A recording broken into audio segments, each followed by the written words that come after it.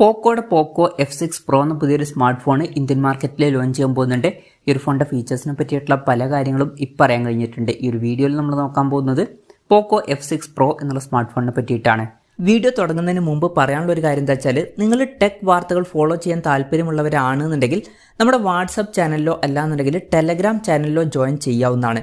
താഴെ ഡിസ്ക്രിപ്ഷനിലും അതുപോലെ തന്നെ കമൻറ്റ് ബോക്സിലും നമ്മുടെ വാട്സപ്പ് ചാനലിൻ്റെയും അതുപോലെ തന്നെ ടെലഗ്രാം ചാനലിൻ്റെയൊക്കെ ലിങ്കും കാര്യങ്ങളൊക്കെ കൊടുക്കുന്നുണ്ട്. അവിടെ റെഗുലർ ആയിട്ടുള്ള ടെക് അപ്ഡേറ്റ്സും കാര്യങ്ങളൊക്കെ ലഭിക്കുന്നതായിരിക്കും. ആദ്യം നമ്മൾ ഫീച്ചേഴ്സും കാര്യങ്ങളൊക്കെ നോക്കുകയാണെന്നുണ്ടെങ്കിൽ ഡിസ്പ്ലേയുടെ കാര്യത്തിൽ പോക്കോ F6 Proയിൽ 6.6 ഇഞ്ചിൻ്റെ 2K ഡിസ്പ്ലേ വരുന്നതായിരിക്കും. അപ്പം വളരെ കൂടിയ റെസൊല്യൂഷനും കാര്യങ്ങളൊക്കെ ഇതിൽ വന്നേക്കാം. അത് നല്ലൊരു കാര്യം തന്നെയാണ്. OLED പാനൽ ഇതിൽ വരുന്നതായിരിക്കും. പിന്നെ പഞ്ചോൾ ഡിസൈൻ ആയിരിക്കും ഈ ഫോണിൽ വരിക. പഞ്ചോൾ വരിക ടോപ്പ് സെൻറ്റർ ഭാഗത്തായിട്ടായിരിക്കും. ഡിസ്പ്ലേയിൽ 120 Hz റിഫ്രഷ് റേറ്റും കാര്യങ്ങളൊക്കെ സപ്പോർട്ട് ചെയ്യുന്നതായിരിക്കും. ഡോൾബി വിഷൻ്റെ സപ്പോർട്ട് ഇതിൽ വരും. പീക്ക് ബ്രൈറ്റ്നസ് വരിക 4000 നിറ്റ്സ് ആയിരിക്കും. അപ്പം ഈ ഒരു ഫോണിൽ അത്യാവശ്യം നല്ല ഡിസ്പ്ലേ ഫീച്ചേഴ്സും കാര്യങ്ങളൊക്കെ വരുന്നതായിരിക്കും. 2K റെസൊല്യൂഷനൊക്കെ ഇതിൽ വന്നേക്കാം. പിന്നെ in display finger print sensor ഇതിൽ വരുന്നതായിരിക്കും. IP53 റേറ്റിംഗ് ഇതിൽ സപ്പോർട്ട് ചെയ്യും. പിന്നെ പ്രോസസ്സറിൻ്റെ കാര്യം പറയുകയാണെന്നുണ്ടെങ്കിൽ സ്നാപ്ഡ്രാഗൺ 8 Gen 2 എന്ന പ്രോസസ്സറുമായിട്ടായിരിക്കും ഈ ഒരു സ്മാർട്ട് ഫോൺ വരിക. ഇത് ഏറ്റവും ലേറ്റസ്റ്റ് ആയിട്ടുള്ള ഫ്ലാഗ്ഷിപ്പ് പ്രോസസ്സർ അല്ല, എന്നാലും തൊട്ട് മുമ്പുള്ള ഫ്ലാഗ്ഷിപ്പ് പ്രോസസ്സറാണ്. മികച്ചൊരു പെർഫോമൻസും കാര്യങ്ങളൊക്കെ ഇതിൽ കിട്ടേണ്ടതാണ്. 5G സപ്പോർട്ടും കാര്യങ്ങളൊക്കെ വരുന്നതായിരിക്കും. പിന്നെ 16 GB റാം വരെയും 1 TB ഇൻറ്റേർണൽ വരെയും ഇതിൽ വന്നേക്കാം. പിന്നെ IR ബ്ലാസ്റ്റർ എന്നുള്ള ഫീച്ചർ ഈ ഫോണിൽ വരുന്നതായിരിക്കും. ഈ ഫോൺ റിമോട്ടൊക്കെ ആയിട്ട് യൂസ് ചെയ്യാൻ കഴിയുന്നതായിരിക്കും. സ്റ്റീരിയോ സ്പീക്കേഴ്സ് ഈ ഫോണിൽ വന്നേക്കാം. ആൻഡ്രോയിഡ് 14 ബേസ് ആയിട്ടുള്ള HyperOS സോഫ്റ്റ്വെയർ ആയിരിക്കും ഈ ഫോണിൽ വരിക. ക്യാമറയുടെ കാര്യത്തിലോട്ട് വരികയാണെന്നുണ്ടെങ്കിൽ ഫോണിൻ്റെ പിന്നിൽ ട്രിപ്പിൾ ക്യാമറ സെറ്റപ്പ് വരാനാണ് സാധ്യത. 50 mega pixel main camera sensor ആയിരിക്കും ഈ ഫോണിൽ വരിക. ഇത് സോണി ലൈറ്റ് 100-800 സെൻസർ ആയിരിക്കും. പിന്നെ ഇതിൽ OSൻ്റെ സപ്പോർട്ടും കാര്യങ്ങളൊക്കെ വരുന്നതായിരിക്കും.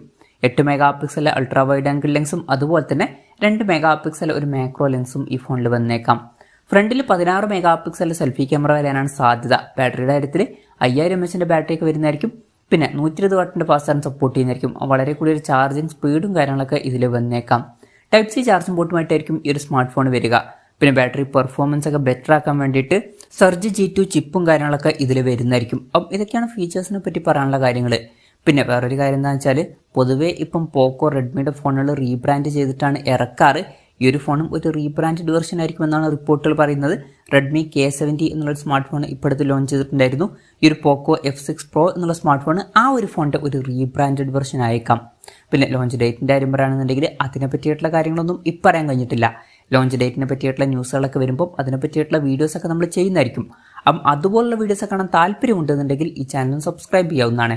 വിലയുടെ കാര്യത്തിലോട്ട് വരികയാണെന്നുണ്ടെങ്കിൽ വിലയെ പറ്റിയിട്ടുള്ള കൂടുതൽ കാര്യങ്ങളൊന്നും ഇപ്പം അറിയാൻ കഴിഞ്ഞിട്ടില്ല.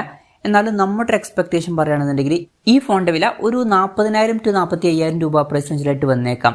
എന്തായാലും കൺഫർമേഷൻസ് ഒന്നുമില്ല, ജസ്റ്റ് നമ്മുടെ എക്സ്പെക്ടേഷൻ പറഞ്ഞു എന്നേ ഉള്ളൂ.